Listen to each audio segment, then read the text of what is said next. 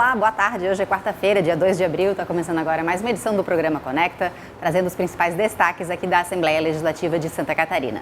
Eu sou Delona Bus, jornalista da TV da Assembleia Legislativa. Aqui comigo está meu colega Rony Ramos, também jornalista aqui do Parlamento Catarinense. Boa tarde, Rony. Boa tarde, Delona. Boa tarde a você que nos acompanha. Lembrando que também estamos em sinal aberto aqui na região da Grande Florianópolis pela TVAL.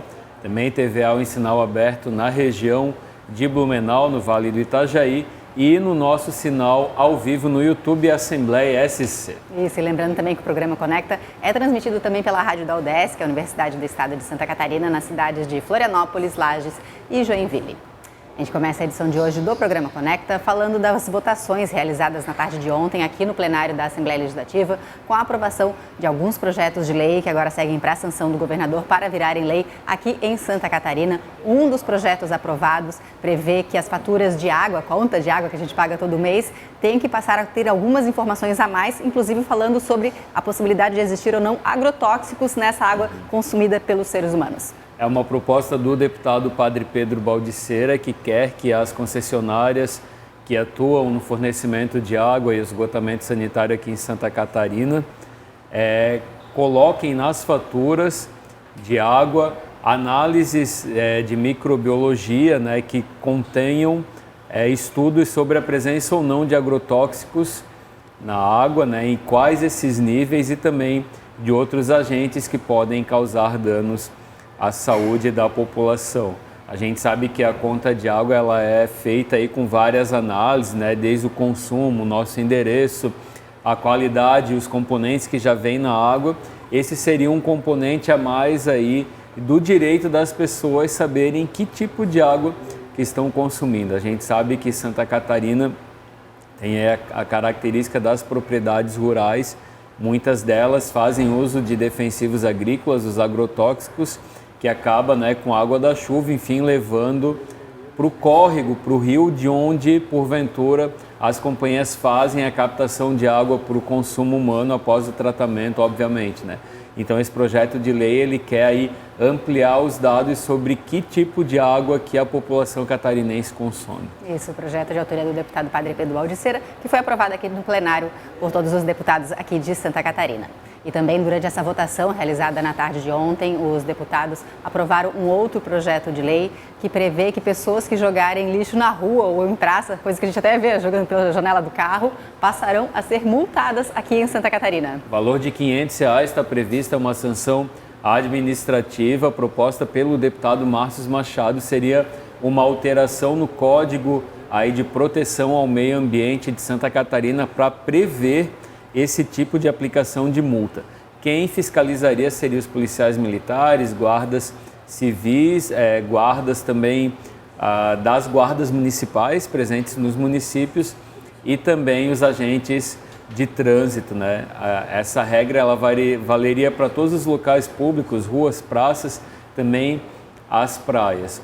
Os recursos a serem arrecadados ainda não têm uma destinação pré-definida no projeto de lei, vai depender de regulamentação do governo do estado, caso vire realmente lei, lembrando que foi aprovado no plenário e depende da sanção do governador, mas há uma expectativa grande para que vire lei aqui em Santa Catarina. O deputado Márcio Machado conversou com a gente, também citou exemplos de outros países onde as regras são mais duras para quem comete esse tipo de crime ambiental, não deixa de ser um crime ambiental. Isso, e para a sociedade também, Rony? Porque lembrando que o lixo jogado na rua vai parar no bueiro, às vezes chove demais, acaba prejudicando a sociedade como um todo. Foi exatamente isso, inclusive, que ele conversou com a nossa reportagem. E você assiste agora, então, a sonora do deputado Márcio Machado, do PL, que conversou com a gente um pouquinho sobre esse projeto de lei que foi aprovado, então, na tarde de ontem e deve seguir aí para a sanção do governo do estado. Acompanhe.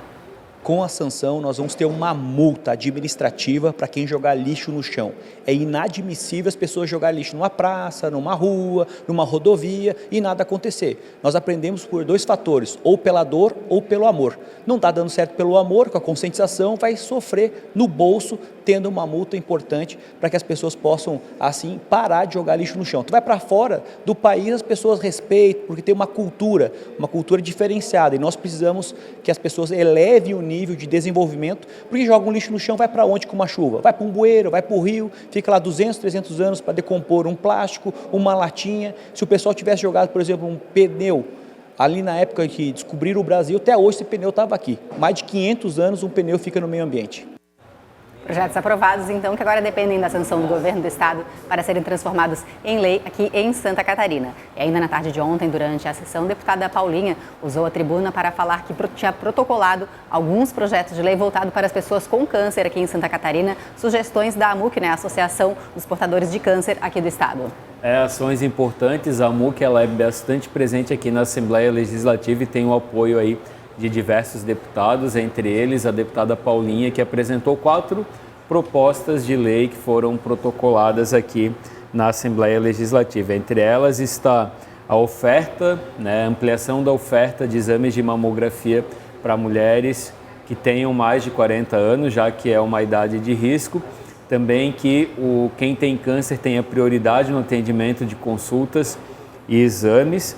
Também que se crie um observatório estadual com os dados do câncer para ampliação das políticas públicas. Essa é a essência dos projetos de lei apresentados pela deputada Paulinha, que agora seguem a tramitação aqui na Assembleia Legislativa com a leitura em plenário, que é um rito regimental aí para que um projeto de lei apresentado possa tramitar na Assembleia. Isso passa pelas comissões, depois vem para votação aqui em plenário. Toda essa tramitação a gente acompanha também aqui com as nossas equipes de comunicação. Ontem a gente conversou com a deputada Paulinha sobre esses projetos apresentados, ela que é do Partido Podemos, e também com a Simone Lopes, que é a presidente da AMUC, a Associação dos Portadores de Câncer aqui de Santa Catarina. Elas falaram um pouquinho mais sobre essas propostas. Acompanhe.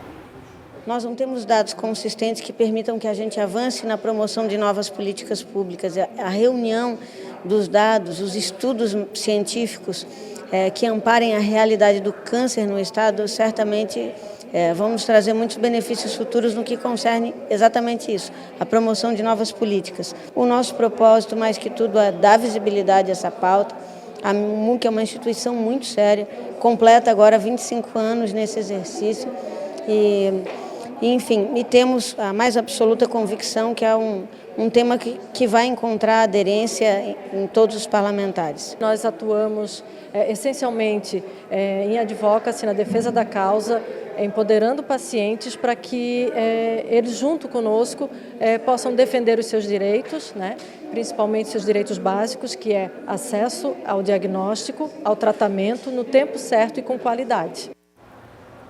E desde a tarde de ontem temos também um novo deputado aqui na Assembleia Legislativa, Jefferson Cardoso, do PL, Partido Liberal, assume durante um mês a cadeira de Oscar Gutz, também do PL, ele que é da região de Jaraguá do Sul, Rony. Ex-vereador de Jaraguá do Sul, bastante atuante lá na região e que ficou na 3ª suplência do PL. Lembrando que 2 suplentes do PL já assumiram definitivamente cadeira aqui na Assembleia Legislativa e agora com a licença do deputado Oscar Gutz, também do partido, o então vereador, ex-vereador da cidade e agora deputado suplente Jefferson Cardoso assumiu a cadeira. Ele teve quase 18 mil votos nas últimas eleições e assumiu aí com o compromisso de dar celeridade a alguns projetos de lei voltados para a região e também no apoio ao governo do estado em pautas aí de interesse de toda a sociedade catarinense. A gente conversou com ele, que tem mais detalhes, vamos acompanhar.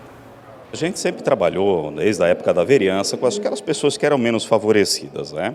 E a gente vê hoje, né, a categoria da Polícia Penal necessitando bastante desse apoio e de uma liderança nata, né? E a gente está aqui realmente para fazer esse trabalho, levar as demandas ao governador, que é sensível sim à causa, né? Para realmente nós termos avanços significativos, mais do que já tivemos nessa legislatura do governador Jorginho Melo, né? Em especial também queremos trabalhar muito em prol de toda a região da Vale. Lá nós temos bastante trabalhos correndo, obras do governo do estado de Santa Catarina, e nós vamos trabalhar com a parte de celeridade, né? Nós queremos levar essas pautas ao governo, porque é algo que a gente esperava há tanto tempo, como a questão da reforma e duplicação está ocorrendo da S68, né? E tantas outras que estão indo para a região, e a gente quer dar celeridade para tentar acabar ainda nesse mandato, para a gente ter realmente algo mais propositivo para o povo. A gente sabe que o governador também tem pressa, e a gente quer ser esse braço, esse apoio do governo do estado para a realização daquilo que a região tanto precisa. Então, um mês que o deputado fica aqui na casa, a gente segue acompanhando também o trabalho desenvolvido pelo novo deputado Jefferson Cardoso. E é sobre ele, inclusive, que a gente também tem um destaque das redes sociais aqui dos deputados com a nossa colega Camila Borges. Tudo bom, Camila? Boa tarde, Delu. Boa tarde, Rony. Boa tarde para você que nos acompanha. Dos destaques das redes sociais, dos destaques dos deputados aqui da LESC, a gente segue falando, né, nesse mesmo tema. A gente separou um post do deputado Jefferson Cardoso, que, como a Rony e o Delu comentaram, assumiu ontem. Ele vai ocupar o local do deputado Oscar Gutz, do PL, por um mês, enquanto o deputado Oscar ficar licenciado. E ele fez um post agradecendo essa parceria, né, agradecendo essa oportunidade de estar aqui exercendo esse cargo no Parlamento catarinense. E se você quiser acompanhar mais informações sobre o deputado que assumiu ontem e acompanhar esse trabalho que ele vai desenvolver ao longo desses 30 dias, basta segui-lo nas suas redes sociais, @deputado Jefferson Cardoso, lembrando que o Cardoso é com Z. E dos destaques das redes sociais aqui da LESC, nós fizemos um post sobre a questão do reajuste do salário mínimo regional, que foi aprovado na semana passada aqui na LESC. O salário mínimo passou por um reajuste de 7,2%. Esse reajuste ele varia de acordo com cada categoria de salário mínimo regional. Aqui no estado a gente tem 4 categorias. Se você quiser acompanhar direitinho o quanto cada categoria passou a valer, né? Você pode conferir nas nossas redes sociais, no nosso Instagram, @AssembleiaSC.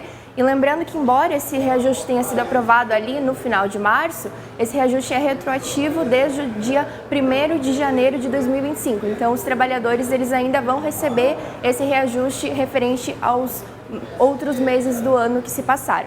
E se você quiser acompanhar essa e mais informações, basta nos seguir nas nossas redes sociais, @AssembleiaSC.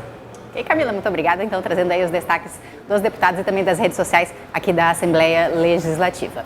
Tivemos também reunião da Comissão de Finanças e Tributação nessa quarta-feira, com análise e aprovação de alguns projetos de lei. E um dos projetos aprovados determina que para o Estado firmar convênio com os hospitais filantrópicos aqui do Estado, não será mais preciso exigir a certidão negativa de débito, Rony. Seria uma exceção aí à regra de toda a documentação que os hospitais filantrópicos precisam apresentar, que valeria até dezembro de 2026, facilitando a questão burocrática aí dos hospitais filantrópicos que oferecem atendimento pelo SUS aqui em Santa Catarina, correspondendo a cerca de 70% dos atendimentos. Essa é uma proposta apresentada pelo deputado José Milton Schaefer, um dos deputados mais atuantes na questão da saúde e da filantropia aqui em Santa Catarina. É uma questão um pouco técnica, mas que beneficia bastante o hospital aqui e, por sua vez, o atendimento à população. Isso, então a gente conversou também com o deputado José Milton Schaefer, do PP, Partido Progressista. Ele falou um pouquinho mais sobre essa iniciativa, então, para dar essa ajuda para os hospitais filantrópicos aqui do Estado. Acompanhe. Esse é um projeto muito importante que a comissão aprovou com muita celeridade, porque ele diz respeito à qualidade do atendimento à saúde do cidadão.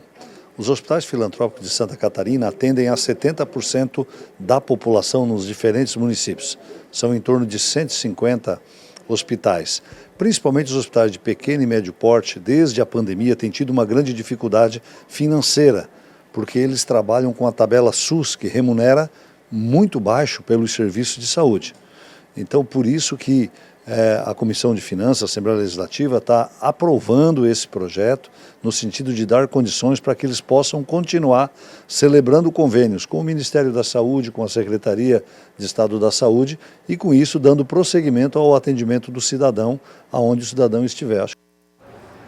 Já durante a reunião da Comissão de Constituição e Justiça, um projeto aprovado busca permitir que pessoas sejam sepultadas em terrenos da área rural aqui de Santa Catarina, coisa que atualmente não pode ser feita, né, Rony? Não, é uma proposta do deputado Sargento Lima, do PL, que quer trazer para o Estado alguns exemplos já até de outros países onde essa prática é permitida, né? O projeto original previa que o sepultamento pudesse ocorrer em qualquer área, desde que particular, né? Mas agora foi aprovada uma emenda que determina que seja em áreas rurais aqui de Santa Catarina, desde que tenha licença ambiental para isso e também a possibilidade da vigilância sanitária dos municípios poder fazer aí a correta fiscalização, né? Já que envolve aí o sepultamento das pessoas, né? E tem questões ambientais e sanitárias que envolvem esse processo, né, algo inédito aqui no Estado que pode virar lei, que avançou aqui na Assembleia Legislativa. Esse projeto que a gente segue acompanhando, ele segue tramitando aqui na Assembleia Legislativa. A gente conversou com o autor dessa iniciativa, desse projeto de lei, deputado Sargento Lima, do PL. Ele explicou para a gente um pouquinho melhor qual é a ideia desse projeto. Acompanhe. Esse projeto ele visa trazer uma realidade diferente para o brasileiro que o resto do mundo já vive, né, onde se autoriza a enterrar o seu ente querido dentro da sua propriedade rural, o que cria um laço afetivo com a terra em que se vive. Duvido muito que alguém tenha coragem de deixar invadir uma propriedade onde seus entes queridos estão enterrados. Justamente por isso que isso acontece e nós vemos famílias que se perpetuam durante séculos no mesmo terreno justamente por isso, por causa do vínculo afetivo criado com a terra. Então tudo tem um propósito, nosso propósito que nós buscamos com esse projeto. E também deixar de ser hipócrita, porque quando você é cremado, você pede para jogar suas cinzas na praia, na montanha, dentro da sua propriedade, e não muda nada, em absolutamente nada. Quanto às questões relativas às atribuições que são exclusivas do município, também não modifica em absolutamente nada a lei. Simplesmente vai se realizar todo aquele preparativo fúnebre como se fosse de um enterro normal, somente que na propriedade privada do indivíduo. E também esteve reunido os deputados da Comissão de Transportes e Desenvolvimento Urbano, também com a análise e aprovação de alguns projetos de lei. E um desses projetos aprovado prevê a alteração nas divisas entre os municípios de Laguna e Imbituba, no sul do estado. Alteração que já foi feita em 2007, agora eles querem reverter isso, né, Rony? Reverter, são duas comunidades atingidas, né? Já teve audiência pública sobre o tema, inclusive eu acompanhei lá na cidade, muitas pessoas participaram.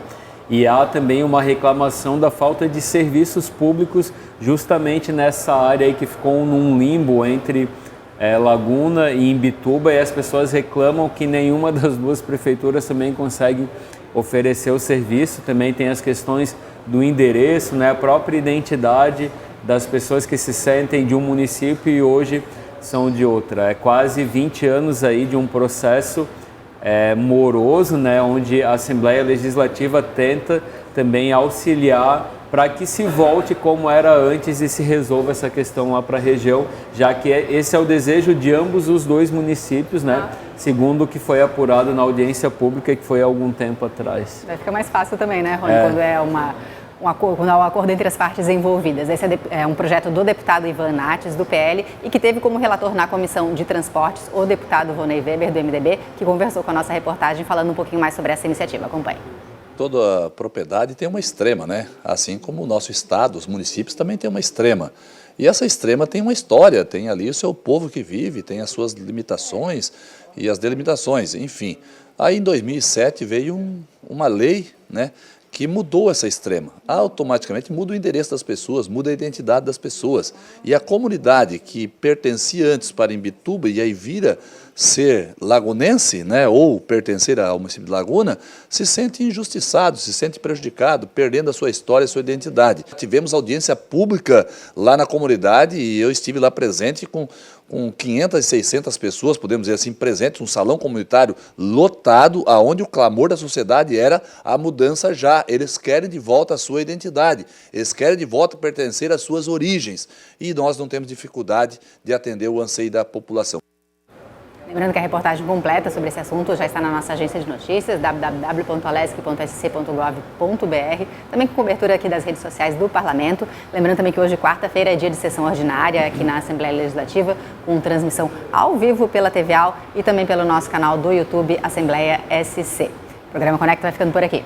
Obrigado pela companhia, sua também, até a próxima. Uma boa tarde para todos.